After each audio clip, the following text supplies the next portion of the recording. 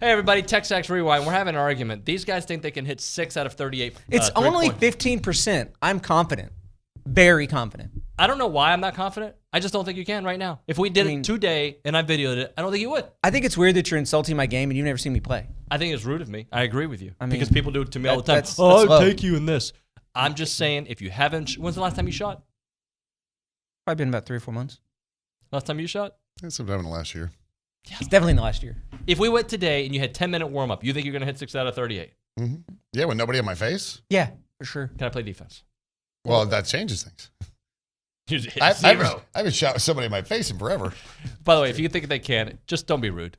They probably can. I don't know. What the heck do I know? It is TexAgs Rewind. 6 at 38 ain't rocket science. Right. It's 15%. Luck. 3 out of Luck gets you 6 out of 38. Right. Luck gets you 4. One and you on only one. got to make 2 out of skill. One-on-one, I'm telling you right now, I'm a terrible basketball player. You beat me? 1-on-1. God, there's no chance. We're playing a 15, yes. We're playing a 30, no. 21.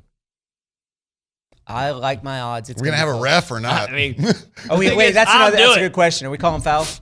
yeah, of course we're calling fouls. I would take me 55-45, maybe 60-40. 1-on-1. There's no chance at all. I'm sorry. There's zero chance.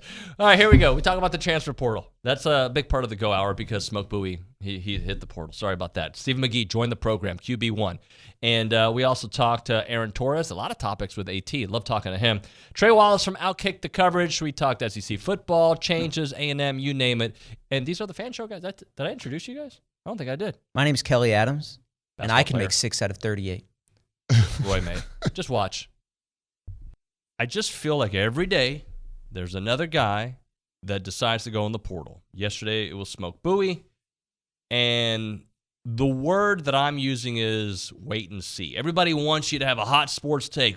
Now is the Exodus, does it mean the Exodus is really happening? I don't know. I want to see what they're getting back in. I'm going to reserve judgment on the state of the program after the 2022 season until I see who they get coming in. But I have raised an eyebrow, and I'm concerned. Concern is fair. I know this is going to sound like damage control, and I really don't mean it this way. I got a vibe that Smoke Bowie was a short-timer the day he signed. I mean, I just never felt comfortable about that guy. Maybe it's just because I feel that way about guys that are from out of state, especially that far, and I wonder, how you keep them. Even though A&M's done a good job of keeping a lot of guys, long-term from out of state. But, and that was one that when the talk about guys leaving first came up that I assumed would be going. So that didn't really surprise me. I went, oh, okay, finally happened. The concern is warranted. It's understandable. I would, if you can, I would focus on who from that class is still here. Absolutely. If you look at from an offensive perspective, the guys you need coming back are coming back. Outside of Devon Achane going to the NFL, right? And and that one we weren't surprised by. We hoped, and there's still hope for Aniyah Smith, right? There's still hope. Yeah. So offensively, your skill position players you feel pretty good with. You got Reuben Owens coming in at running back to go along with Le'Veon and Amari. You've got Evan Stewart, Noah Thomas, who am I missing? Oh, Moose Muhammad, right? Your offensive line looks, even though they had a rough year, they look to be together. So offensively, you're feeling pretty good. Tight end position looks pretty good so far. Mm-hmm. Defensively, you've lost a lot of depth. You lost some guys that you expected to be.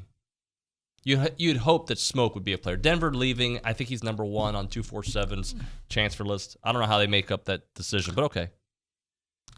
That's a huge disappointment, but considering the issues that happened in his year here, are you really surprised? Not at all. Is his getting in the portal about him being unhappy here or didn't like the way the program was going, or is it because he had made so many mistakes that the bridges were burned? I don't know. What is bullcrap, my friend? I'm going to go with Deion Sanders. I know that he has a lot of fans out there, and, he's a good hype guy. But there's a little bit of hypocrisy in his message. So, it's hey, I want my guys to come here and compete. Oh, but by the way, my son is going to be the starting quarterback day one. Wait, are we competing or are we not competing? You're going to have to earn the job. You're not going to have to earn the job. And then, telling guys, hey, we want you here, we want you to work hard. Oh, but I'm bringing all my own guys in. Y'all are all basically, fired. I like Dion. I like a lot of what he says, but another one that got me off guard was, we're not going to have hats in team meetings moving forward. And you can see the guy in the back row, take his hat off slowly. It's kind of funny. But then he shows up to the basketball arena wearing a hoodie and his hood on. So it's like, well, which one are we? If you're going to be the face of your program, you got to lead and be the forefront of that message. And so, look, some of what Dion does is I'm not 100% convinced that he's a great football coach. I think that he's a great spokesman and hype guy, but curious to know y'all's thoughts on it. Hey, you're my college hoops guy, so let's get into it. A&M and Memphis this weekend. Memphis looked really good against Bama. Bama, that's a different story. They looked fantastic all season long. What are you expecting to see this weekend? A&M hopefully figuring out their situation there defensively and getting to the rim a little bit more. And Memphis, a hot team. Yeah, Memphis is kind of a wild deal because Penny Hardaway came in, obviously an alum and all that, and he came in with all this bluster, and he really kind of sold, hey, we're going to be the NBA pathway, we're going to recruit the best high school players, we're going to train them, we're going to send them to the NBA, and, that hasn't really worked out for him. And so this offseason, he almost went the exact opposite. He grabbed a bunch of grown man adults in the transfer portal. And I don't know if this has ever been actually tabulated, but I believe they have the oldest starting five in college basketball, where essentially because of the COVID year, everybody's a fifth or sixth year senior that plays in that rotation. And so I bring it up because they're just a bunch of grown men, been there before, seen it, done it, whatever.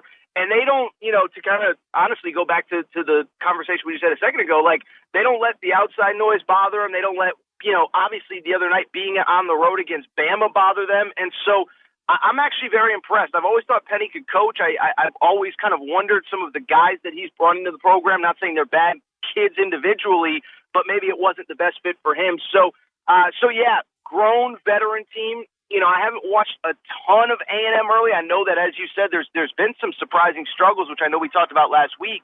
But they're getting a tough Memphis team on Saturday. Trey, it's crazy times in college football. A&M seems to be at the middle of everything the past 12 months for the number one recruiting class, from Jimbo's feud with Nick Saban to the expectations going into the season, to the way the season went, to beating LSU, to now losing a lot of guys to the portal, although the production isn't crazy that they're losing. Just your thoughts on what has happened here in College Station. It was expected from me, not the season and whatnot, but the transfer portal stuff was expected to me. There were going to be players that didn't feel like they were getting enough playing time in their first year, and that dominant, 2022 class that came in that wanted to find different areas or different programs to try to go get playing time at. Let's not be, oblivious here. NIL has a lot to do with some of these players wanting to find a better financial situation at a different school. I think when I look at Texas A&M, the way they finished the season with that win against LSU, that was a rallying of the troops type of moment that I give credit to those Aggie players for, because LSU had everything going for them. They could have come in there and in the College Station, won by 14 points, turned around and go play for an SEC championship. What Texas A&M did is they just, unhitched the bomb, threw it in there, the grenade, and it killed the SEC championship. It lost the luster. Texas A&M wins their last game of the year. Okay, you can go out on some type of high. I think, look, Jimbo Fisher most certainly needs to delegate some of this play calling. I think that's obvious. I think when you are the CEO of a program like Texas A&M, you have got to be able to delegate some of the jobs to others and be able to have that trust to be able to do it as well. And I think that's the key thing. He is running a monster program in College Station, as you all know. I think him saying, okay, let me take a step back for a second. Let me let somebody else maybe do some things while I still, I'll still put my nose in it. I'll still give them some thoughts, but maybe we're starting to see something turn in College Station that, to be honest with you guys, I didn't think would turn, because we see coaches all across college football wanting to control their own offense. Let's look at Hugh Freeze. Josh Heupel, to me, is another one that does that. So for him, I think to make some of these changes just shows you the kind of situation that they're in right now in College Station. All right, closing out. You're right. I apologize. I probably should not have. It's good. I mean, I get it. 43 years old, bald, overweight. Those are the guys you got to watch out. Light complected. Those are the guys. Those are the guys you got to watch out for on, okay. When you're running, you're just playing pickup ball as the 40-year-olds, man. I'm telling you. Well, Old didn't know how to do it. Yeah. I'm older than both of you. It's true. Hey, yeah, I know we're closing out here, but if you just caught the clip on the rewind, go back and listen to the whole thing. Stephen McGee, always a good clip. He was good. Like, McGee is great. Comment, subscribe, share. I will always share. Thank you guys. Appreciate you watching. Merry Christmas.